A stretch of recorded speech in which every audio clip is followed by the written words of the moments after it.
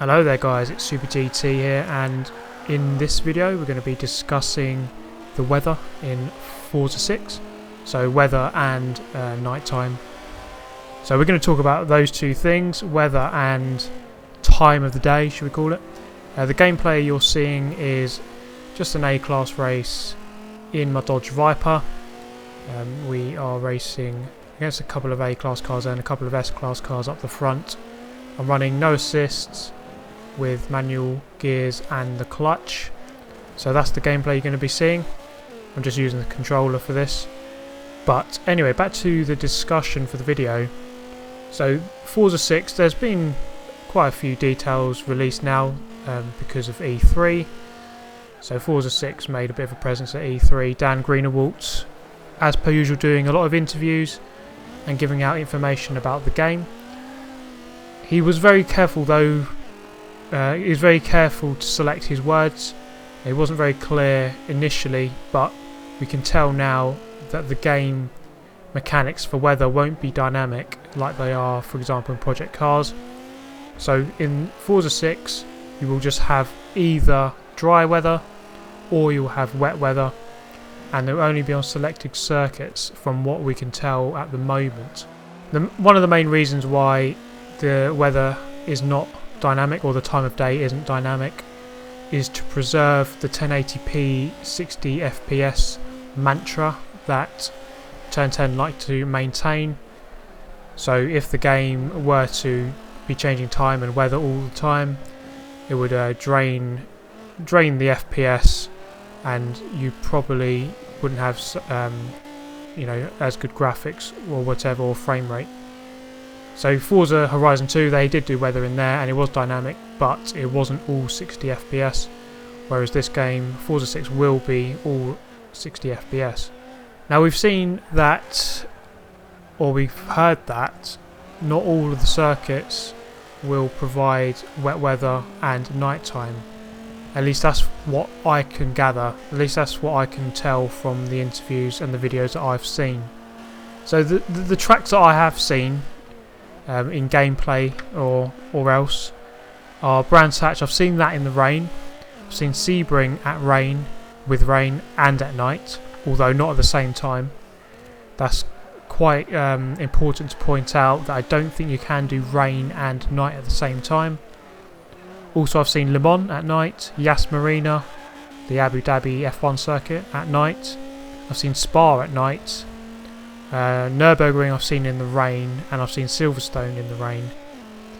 So those are the tracks which I've seen so far in those configurations. Of course we'll have all of the circuits during the day as well, as standard, but then some of these circuits will feature rain gameplay and some will feature night, maybe rain and night. So the reason they provide for this is that it's a bit more realistic, that you probably wouldn't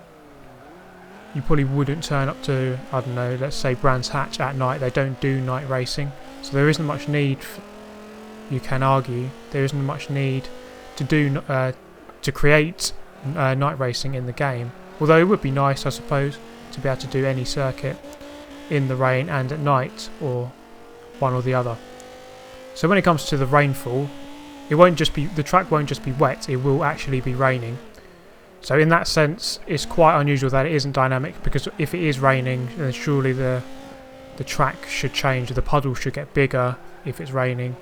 But that's not going to be the case. I suppose if you're only going to be racing for 5 minutes, then it probably won't change too much anyway. But they've been modelling the hydroplaning quite carefully, and they've modelled all of the puddles very carefully. So they've obviously done a lot of research into exactly where the rain falls on each circuit, and they know when it falls, they know where the puddles will be, and they'll try to recreate that in the game. So you obviously have to, when you're going to be playing the game, you're going to have to try and choose very carefully exactly which line you're going to take, because taking lines in wet weather is not very simple art. Let's put it that way. So you're gonna have to be very careful exactly where you drive, because sometimes you can't see where the grip is. Sometimes there's invisible rivers forming across the track, so you can't always see where the grip is, so it'd be interesting to drive and see what the grip will be like. As for nighttime, that would be very interesting to play. I'm not sure exactly how it's going to pan out. I can't imagine myself playing it too much. I have a feeling that this let's call it an expansion. This expansion of the series is really just to keep pace with competitors. So you've had other series which can boast, like Project Cars. I know a lot of people don't like the game, but it can do dynamic weather and dynamic time of day. So Forza probably has to keep up to an extent just to show that it can keep pace with its competitors in the gaming market, which is probably the right thing to do. But to be honest, I probably won't be playing in night or the rain too much.